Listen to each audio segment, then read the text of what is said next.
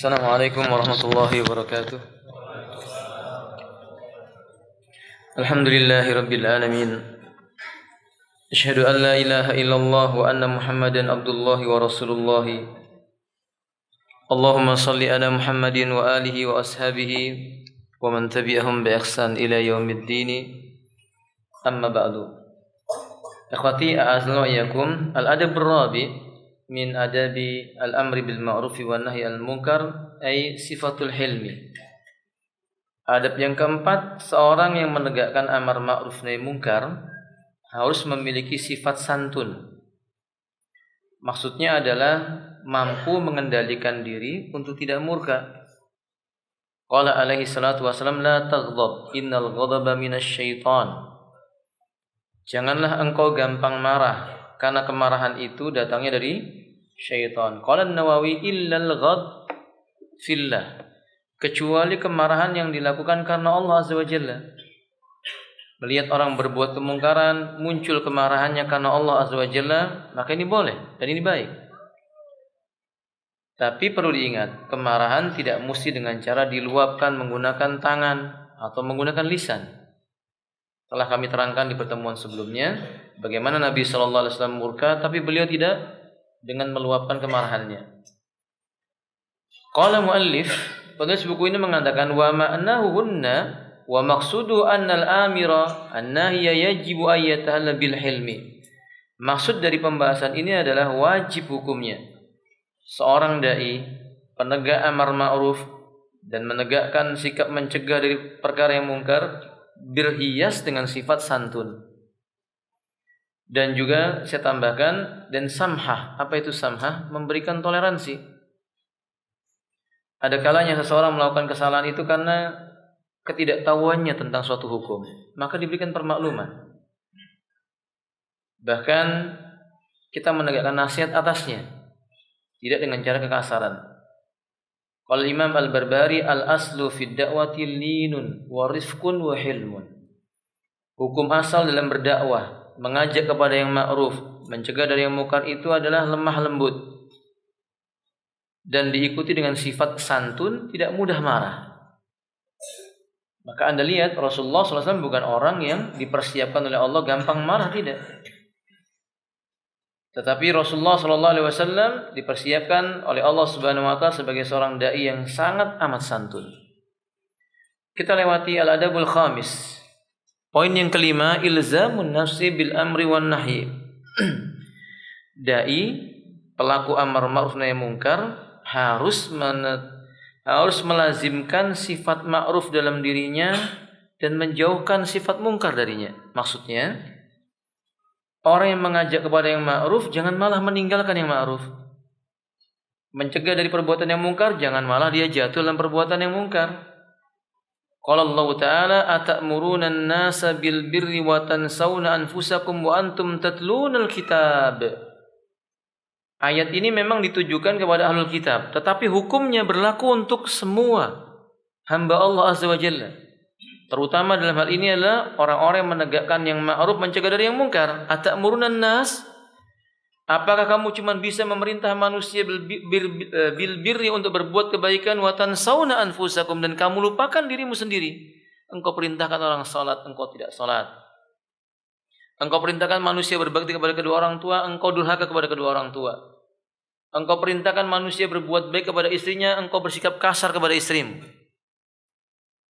Wa antum tatlunal kitab, sementara kalian membaca apa yang terdapat dalam Alkitab. Afala ta'qilun, apakah kamu ini sehat atau tidak? Berakal atau tidak? Kalau orang berakal, sebelum memerintahkan dia yang mengerjakan. Kalau Allah mengatakan dalam Al-Quran, ya ayyuhalladzina amanu lima taquluna ma la taf'alun, kabura maqtan indallahi an taqulu ma la taf'alun. Hai orang yang beriman, kenapa engkau mengatakan sebuah perkataan yang kamu tidak kerjakan? Besar sekali murka Allah atas sikap engkau berkata apa yang kamu tidak kerjakan. Bahkan Nabi SAW menceritakan dalam sebuah riwayat yang sahih, yu'ta birrajuli yawmal qiyamati fayulqa finnar. Di hari kiamat didatangkan seorang lelaki, lalu Allah perintahkan ia dicampakkan ke dalam api neraka. Na'udzubillah, summa na'udzubillah min dzalik. Fatandaliku aktaba am'a'i batni fayaduru biha kama yadurul himaru birraha. Kata beliau, lelaki ini di dalam neraka itu berjalan mengelilingi sebuah tempat seperti seekor keledai yang mengelilingi tempat penggilingan gandum. Ia gunakan perutnya sambil terseret, ususnya memburai. Wa yajtami'u ilaihi ahlun nar. Orang-orang yang disiksa dalam neraka itu penduduknya mendatangi lelaki tadi dan berkata, fayaquluna ya fulan malak. Fulan, apa yang terjadi pada dirimu? Alam takun ta'muru bil ma'ruf wa tanha 'anil munkar. Bukankah kamu dulu di dunia yang ngajak orang berbuat ma'ruf dan mencegah orang dari berbuat munkar? Fayaqulu bala. Kata lelaki tadi, naudzubillah, benar, aku yang melakukan itu. Qad kuntu amiran bil ma'ruf wa na'atihi. Hanya saja aku mengajak manusia kepada yang ma'ruf tapi aku tidak mengerjakannya. Wa anha 'anil munkar wa ati, dan aku melarang manusia dari perkara yang mungkar tapi aku malah melakukannya. Akhi, a'azanillahu wa iyyakum, bukan perkara yang remeh menegakkan perkara amar ma'ruf nahi munkar, karena pelakunya dituntut oleh Allah mengerjakan dahulu. Lihat Rasulullah. Rasul tidak memerintahkan lelaki salat berjamaah melainkan Rasul selalu berjamaah. Rasul tidak memerintahkan manusia bersegera bertobat kepada Allah melainkan beliau orang yang bertobat kepada Allah. Rasul tidak memerintahkan para sahabat membaca kalimat subhanallah, alhamdulillah, la ilaha illallah, Allahu akbar, melainkan kata Abu Hurairah, Nabi ucapkan itu tiap saat sampai jenggot beliau terlihat naik turun. Rasul tidak memerintahkan kaum muslimin berbuat baik kepada kedua orang tuanya, melainkan Rasul sudah berbuat baik kepada kedua orang tuanya, sekalipun kedua orang tuanya tidak beragama dengan agama beliau. Beliau ziarahi makamnya. Rasulullah SAW tidak memerintahkan manusia untuk bersifat sabar, melainkan Rasul orang pertama kali yang bersifat sabar. Semua yang Rasul perintahkan, beliau telah kerjakan. Dan semua yang beliau larang, beliau telah tinggalkan. Rasul larang seseorang makan dengan tangan kiri, maka Rasul tidak pernah makan dengan tangan kiri. Rasul larang tidur sesudah sholat maghrib, sebelum tegakkan sholat isya, maka Rasul tidak pernah tidur sesudah sholat maghrib. Rasul membenci orang yang tidur sesudah sholat subuh, maka Rasul tidak pernah tidur sesudah sholat subuh. Dan semua yang Rasulullah larang, Rasul sudah tinggalkan. Nah, dai harusnya demikian. Dia tidak memerintahkan istrinya untuk bersikap patuh kepada dirinya, melainkan dia harus tundukkan dulu dirinya patuh kepada Allah SWT. Kita heran dengan seorang suami. Dia perintahkan istrinya untuk taat kepada dia. Semua ucapannya dia dengarkan. Keputusan suaminya mesti dia taati. Tapi lelaki tersebut tidak pernah taat kepada Allah SWT. Ia perintahkan istrinya untuk menjaga kehormatan, tapi suami yang memerintahkannya malah mengumbar kehormatannya. Ia larang istrinya berbicara dengan laki-laki yang bukan mahramnya, malah dia berbicara dengan wanita yang bukan mahramnya. Alangkah aneh lelaki yang berkata kepada istrinya, jadi wanita yang soleha, baca Quran. Si suami baca WhatsApp, baca komik, baca koran. La haula wala quwwata illa billah. Alhamdulillah sampai tidak pernah kita jumpai ibu-ibu yang baca koran. Biasanya yang suka baca koran itu siapa, Ivan? Bapak-bapak. Pagi-pagi baca koran. Bukan tidak boleh baca koran. Tapi kalau antum perintahkan istri antum, ikra'il Quran ya zauzati. Istriku baca Quran, wa ana aqra'ul Quran. Kaifa hadza ya ikhwan? Mayan bagi hakada, enggak pantas seperti ini. Maksud itu ikhwati ahluayakum, orang yang memerintahkan kepada perkara yang ma'ruf tapi enggak berbuat kepada yang ma'ruf, mencegah dari yang mungkar malah dia melakukan kemungkaran, ini seperti orang yang menyembunyikan racun dalam hatinya. Dia tunggu kematiannya dan kebinasaannya. Tapi ingat ikhwan, dalil tadi tidak menjadikan alasan bagi kita tidak beramar ma'ruf nahi mungkar. Saya telah terangkan di awal pembahasan. Ada sebagian orang salah paham dengan hadis ini. Kalau gitu jangan amar ma'ruf nahi mungkar. Nanti kalau saya nggak bisa mengerjakan saya berdosa. Akhi, orang yang tidak memerintahkan manusia berbuat ma'ruf dan dia tidak mengerjakan yang ma'ruf, itu dosanya dua. Beda dengan orang yang mengajak kepada yang ma'ruf tapi dia belum sanggup mengerjakannya, dosanya satu. Wallahu a'lam. Paham maksudnya, ikhwan? Dia nyuruh orang sholat berjamaah, tapi dia belum sholat berjamaah. Ya dosanya satu, nggak sholat berjamaah. Tapi masih punya kebaikan memerintahkan orang berbuat apa? Baik. Orang seperti ini seperti lilin. Dia menerangi orang tapi membakar apa? Masih ada kemanfaatannya. Beda dengan orang yang tidak mau sama sekali beramar ma'ruf nahi mungkar. Sudah nggak ngajak orang berbuat baik, nggak berbuat baik pula dia. Maka dosanya dua. Maka kalau kita misalnya belum mampu berbuat kebaikan, ya perintahkan orang lain berbuat baik. Sembari berusaha untuk bisa berbuat kebaikan. Karena barangkali dengan sebab amal kebaikan kita mengajak orang berbuat baik itu, Allah beri kita hidayah. Paham? Tapi sekali lagi jangan jadi yang seperti tadi ya. Tetap berusaha untuk kerjakan dulu kebaikan, baru kemudian. Nah, catatan yang kedua, kalau perkaranya perkara yang nilainya sunnah, ini nggak masuk dalam bab ini.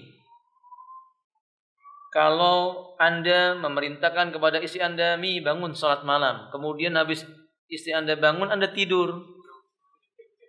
Ada yang kayak begini kan ya? Oh, ada ini. Ibu-ibu kalau suaminya kayak begini diruqyah ya, Bu ya.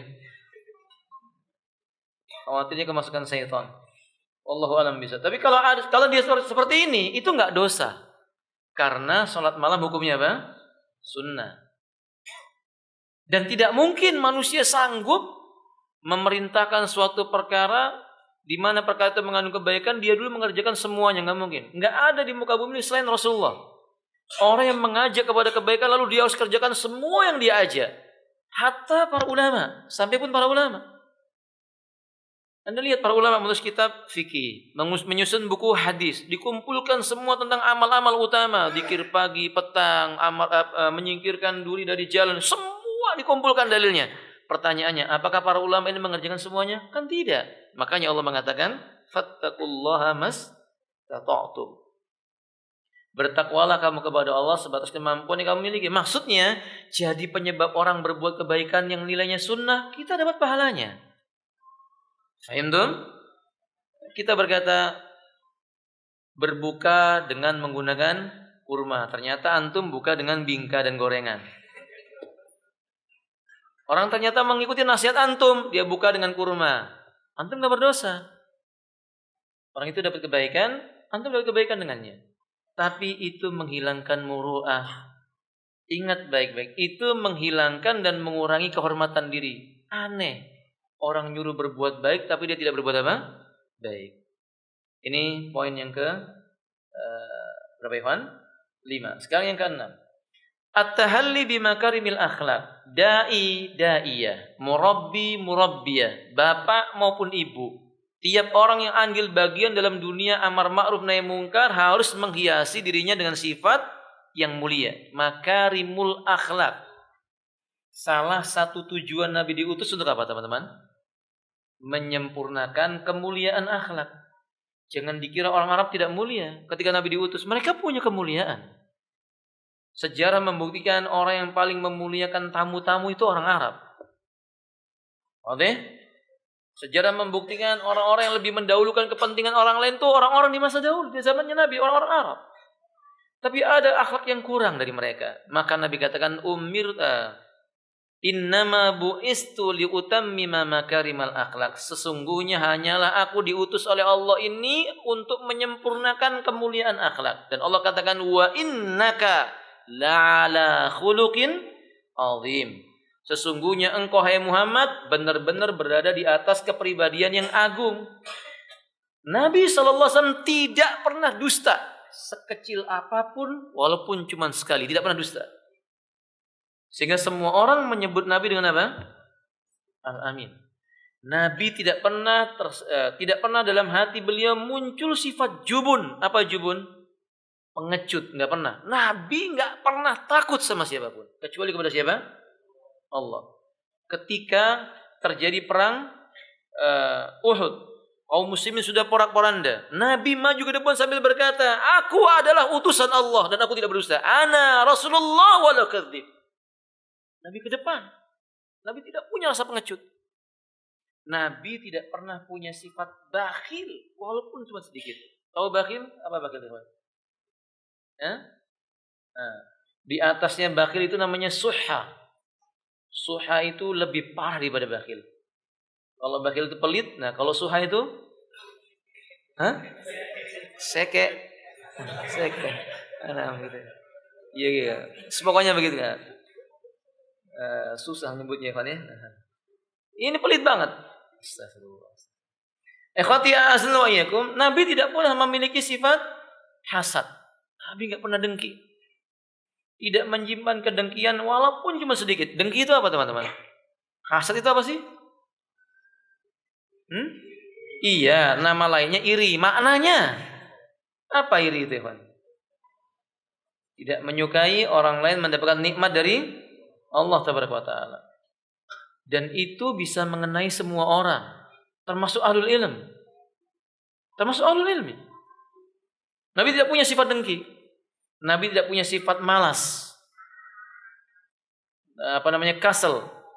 Nabi tidak pernah punya sifat tamak dengan dunia. Nabi tidak pernah punya sifat alaqatu nafsu bil makhluqat. Tidak pernah mengaitkan hatinya dengan makhluk. Nabi enggak butuh sama manusia. Manusia mau mendukung Nabi maupun tidak, Nabi enggak butuh sama manusia. Manusia mau membela Nabi mau tidak membela Nabi, Nabi tidak butuh dengan pembelaan manusia. Nabi tidak pernah punya keterkaitan dengan manusia. Tapi manusia sangat membutuhkan bertemu dengan Nabi, meminta pelajaran ilmu dari Nabi, arahan dari Nabi sallallahu alaihi wasallam. Ini Nabi. Nah, dai begitu. Enggak boleh dirinya tergantung dengan orang lain. Dai enggak boleh punya ketergantungan dengan orang lain. Tidak boleh seorang dai tergantung dengan istrinya, tidak boleh. Paham? Antum jangan jadi seorang dai tergantung sama istri. Istri enggak ada, antum tidak semangat dalam dakwah. Enggak boleh. Kan biasanya mungkin antum dakwah, kitabnya disiapkan sama istri, begitu istri antum meninggal dunia, antum itu yang jawab itu. Ketahuan aslinya kan ya. Apa kata beliau? Istrinya meninggal dunia nikah lagi katanya. La haula wala. Ibu-ibu dengar itu suami Anda itu ya. Artinya tidak boleh ketergantungan dengan siapapun. Ya hanya dia kaitkan kepada Allah Azza wa Jalla. Kepada Allah Subhanahu wa taala. Semua akhlak mulia berusaha dia mengerjakannya. Kalau dia jatuh dalam sebuah kesalahan, ini hal yang wajar. Karena memang manusia disebut oleh Allah Subhanahu wa taala khuliqal insan dhaif. Manusia diciptakan penuh dengan kelemahan. Itu maksudnya adalah halua. Hatinya lemah, mudah tergantung dengan orang lain. Tapi seorang dai ketika muncul sifat ini dia ingat Allahus Samad. Allah tempat kita bergantung, tempat kita memohon apapun kepadanya. Hadiah ikhwati antum ya, Rasulullah itu tidak punya sifat jelek saja ditolak amar ma'rufnya. Sahih? Siapa yang tidak kenal Nabi? Nabi itu berkata apapun sebelum dia memproklamirkan sebagai seorang Nabi dan Rasulnya Allah Ta'ala. Enggak ada yang menolak. Nabi berkata alif, semua orang Arab akan berkata alif. Keputusan Nabi menjadi keputusan suku-suku yang ada pada saat itu. Tapi begitu Nabi mengatakan, ya ma'sal Arab fa'lamu annahu la ilaha illallah. Faqama rajulun, yakni Abu Jahlin, Amr ibn Hisam, alihada ya Muhammadu. Antu jami'a fi hadhil makan. Innaka anta rajulun junun. Sahirun kadzdzab. Hanya karena ini hai Muhammad kamu kumpulkan kami. Kamu memang sudah gila. Kamu ini pendusta, penyair yang pembohong. Padahal sebelumnya ketika Nabi bertanya, bila aku beritakan kepada kalian di balik gunung ini ada musuh yang mau menyerang kalian, kalian percaya? Semua berkata kami percaya.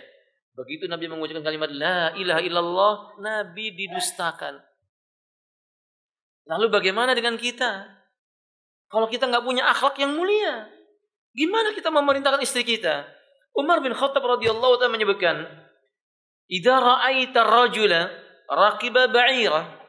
Kalau kamu melihat ada seorang lelaki yang menunggangi ba'ir, apa ba'ir itu?